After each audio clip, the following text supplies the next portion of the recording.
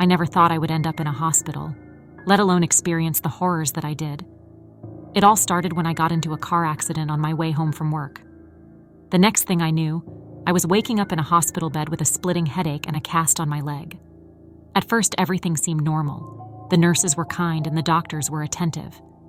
But as the days went by, I started to notice strange things happening around me. It started with small things, like my food disappearing or my belongings being moved. I brushed it off as my imagination, thinking that the medication was playing tricks on me. But then, I started to hear whispers in the middle of the night. At first, I thought it was just the other patients talking, but as I listened closely, I realized that the voices were coming from inside my room. They were faint, but I could make out words like help and leave. I tried to tell the nurses, but they just dismissed it as my mind playing tricks on me. I started to feel like I was going crazy. That was until I saw her, a little girl, no older than 7, standing at the foot of my bed. She had pale skin and dark circles under her eyes. She just stood there staring at me with a blank expression. I screamed for the nurses, but when they came in, the little girl was gone. They told me it was just a dream and gave me a sedative to help me sleep. But the next night, she was back. And this time, she was holding a teddy bear. I could feel her presence getting closer and closer to me. I was paralyzed with fear, unable to move or scream. The next morning, I demanded to be moved to a different room. I couldn't take it anymore. But the strange occurrences didn't stop. In fact, they only got worse. I would wake up with scratches on my arms and bruises on my legs. I could feel someone watching me, even when I was alone in my room. One night, I woke up to find the little girl sitting on my bed, her eyes glowing red. She whispered in my ear, "You're not supposed to be here. Leave before it's too late." And then she disappeared. I knew I had to get out of that hospital. I begged the doctors to discharge me, but they refused, saying I needed more time to heal. But I couldn't take it anymore. I managed to sneak out of my room and make my way to the exit. As I was leaving, I heard the little girl's voice one last time. "Run, before they get you too." I never looked back. I never went back to that hospital, but I still have nightmares about that little girl and the horrors I experienced in that hospital. I don't know what happened to her or why she was haunting me, but I never want to find out. Hospitals may be a place of healing, but for me, it will always be a place of horror.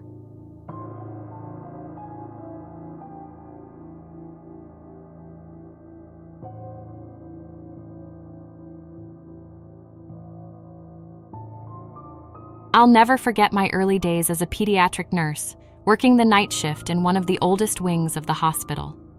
It was a quiet and eerie place, with long corridors and dimly lit rooms. It all started with the children. They were generally extraordinarily perceptive, but something was different about them during the night shift.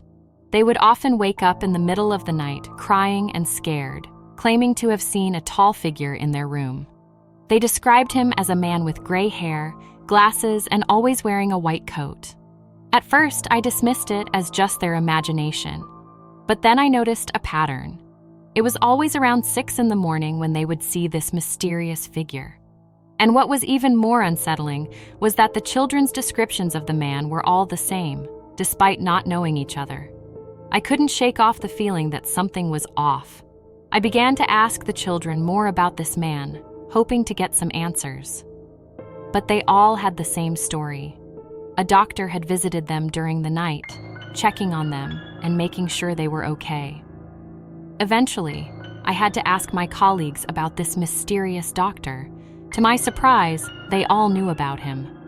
"Oh, that sounds like Dr. Whitaker," they said nonchalantly. "He used to work here, but he passed away some time ago.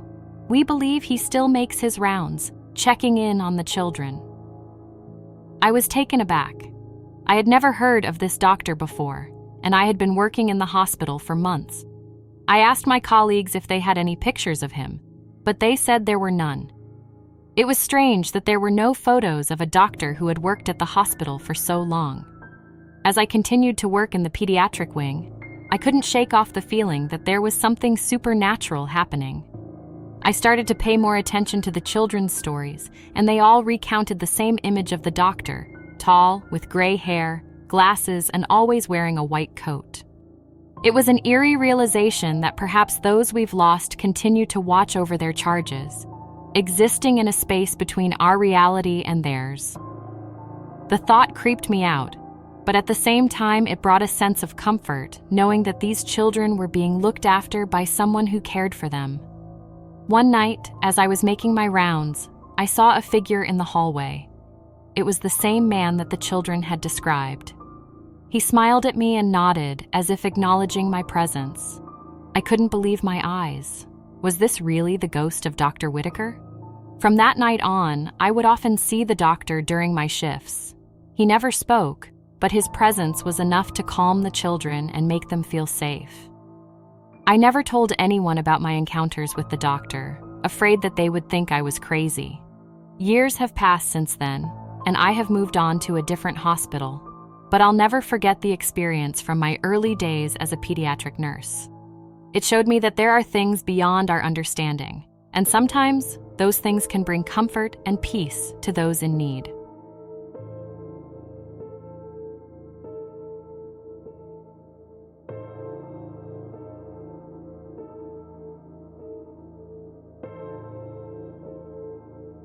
It was a quiet night in the OB unit, with no patients to attend to. My colleague Jeannie and I had dedicated ourselves to restocking supplies and conducting routine checks, anticipating a relaxed shift ahead. While Jeannie handled the labor rooms, I took charge of the nursery, focusing particularly on the special care section nestled at the back. As I made my rounds, checking on the tiny infants in their cribs, I couldn't help but feel a sense of calm. The quiet hum of the machines and the soft glow of the nightlights created a peaceful atmosphere. I smiled to myself, grateful for a break from the chaos that often filled our shifts. But then, amidst the silence, a gentle whisper carrying my name broke the stillness. At first, I thought it was Jeannie trying to get my attention. She was always full of jokes and pranks, and I wouldn't put it past her to try and scare me. I turned towards the desk area, expecting to see her hiding behind a curtain or a shelf. But the area was unexpectedly empty. I furrowed my brow in confusion, wondering if I had imagined the whisper. Shrugging off the peculiarity, I returned to my tasks in the special care unit. Moments later, Jeannie appeared, a puzzled look crossing her features. "Did you call for me?" she inquired. I shook my head. "No. I thought you called me," I replied. We exchanged confused glances, both of us trying to make sense of what had just happened. But before we could discuss it further, we heard it again. The soft whisper of our names, carried by the stillness of the night. We looked at each other, our eyes wide with fear. We both heard it this time. There was no denying it. But how could this be? Our unit was secured for infant protection, and no one could enter without proper clearance. Yet the whispered names, soft as a sigh, left us questioning if, perhaps, we weren't as alone as we believed. We quickly finished up our tasks, trying to ignore the unease that had settled in our stomachs. But as the night went on, the whispers continued. Each time, it felt like they were getting closer and closer, until it felt like they were right next to us.